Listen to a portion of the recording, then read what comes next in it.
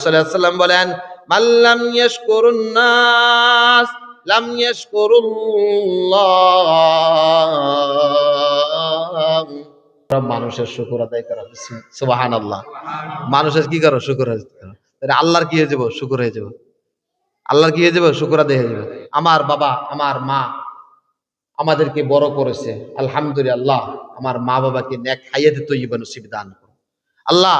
আমার এই মা বাবার উসিলা আমি চন্দ্র, সূর্য, গ্রহ, নক্ষত্র, আলো, বাতাস, পানি চিনতাম না, আগুন চিনতাম না, খাবার চিনতাম না, আমাকে নলা দিয়ে খাওয়াই দিয়া, হাতে খাওয়াই দিয়া আমাকে খানা শিখাইছে, ঠিক কিনা বলে?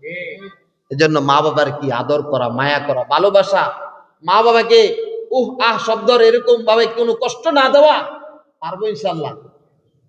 এটা কেন বললাম?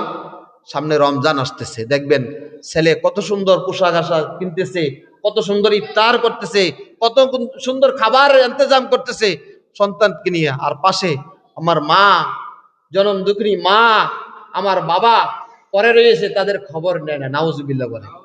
এরকম হয় কিনা বলেন? এরকম আছে কিনা? আল্লাহ তাআলা এইসব কাজ থেকে আমাদেরকে হেফাজত করে, সকলে আমিন বলি।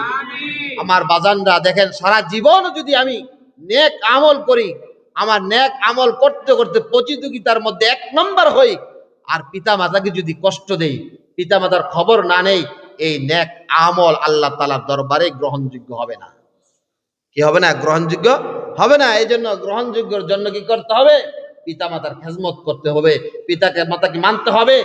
পীর থেকে, ওলি আল্লাহ থেকে পিতা মাতা হলে সবচেয়ে বড় ওলি আল্লাহ, ঠিক কিনা বলেন? পীরের থেকেও পিতা মাতা সবচেয়ে বড় ওলি আল্লাহ, সবচেয়ে বড় পীর হলো পিতা মাতা, ঠিক কিনা বলেন?